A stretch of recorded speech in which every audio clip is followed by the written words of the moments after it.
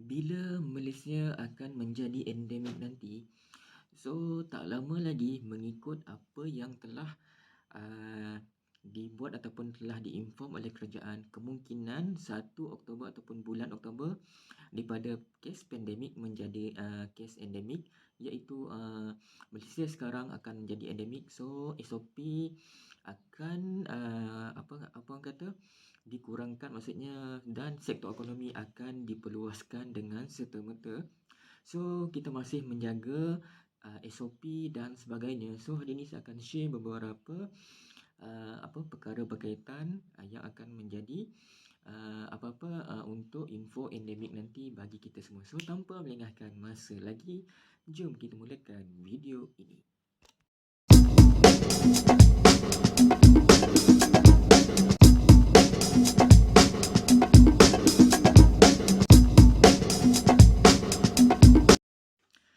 Salam NHA Channel di sini. Kepada yang telah subscribe, terima kasih. Dan kepada yang belum datang ke channel ini, bantu saya dengan tekan butang subscribe dan tekan butang loceng untuk notifikasi anda. So, seperti dalam tajuk, bila Malaysia menjadi endemik nanti. So, ini adalah yang kita akan share berkaitan dengan untuk info hari ini. Dan tak lama lagi menjelang Oktober nanti, itu yang dalam perancangan kerajaan Malaysia untuk apa orang kata kes daripada pandemik menjadi kes endemik. Seperti yang kita lihat dalam 2 tahun yang berkaitan, so kes kadang-kadang agak meningkat dan turun secara mendadak dan kemudian naik balik, dan macam orang kata kesukaran untuk mengawal sebenarnya dekat bahagian frontliner, dan masa tu kuarantin pun dah penuh, dan sekarang kes pun paling tinggi adalah dalam 23,000 dan menurun baliklah semalam dalam 19K lebih macam tu.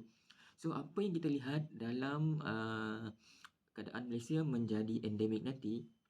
Okey, yang pertama yang kita akan lihat adalah sektor ekonomi akan dibuka secara serta-merta. Apa-apa ekonomi yang tutup akan dibuka, maksudnya serta-merta lah. Okey, dan kemudian sempadan ataupun rentas negeri akan apa orang kata akan dibuka untuk semua negeri. So kita bolehlah balik kampung dan sebagainya. So, kita akan nampak beberapa perkara kebaikan dan keburukan lah.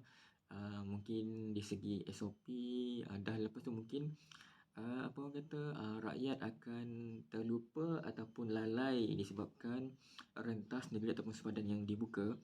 Okey, yang ketiga, sekolah pun akan dibuka dan sebagainya. Tak kisah daripada tadika, sekolah rendah, sekolah menengah dan sebagainya, dan mengikut SOP yang telah ditetapkan oleh Kementerian Pendidikan lah, bagi inilah untuk kemasukan semula pelajar-pelajar ke sekolah, disebabkan kita banyak buat tu ataupun anak-anak yang masih banyak buat PDPR ketika ini, bukan? Okey, seperti yang kita nampak, itu adalah kebaikan sebenarnya, sebab kita takkan lagi dibelenggu dengan sekatan jalan raya, dan kita bebaslah. Tetapi ingat, SOP kita masih jaga seperti pelitup ataupun penutup muka, jaga jarak dan sebagainya, sentiasa basuh tangan selepas pergi ke mana-mana. Jangan lupa scan My Sejahtera untuk check in dan check out. Cuma yang kita perlu ingat bahawa sekiranya ini akan dibuka nanti, so kita akan nampak kita pandai-pandailah jaga diri masing-masing ketika itu.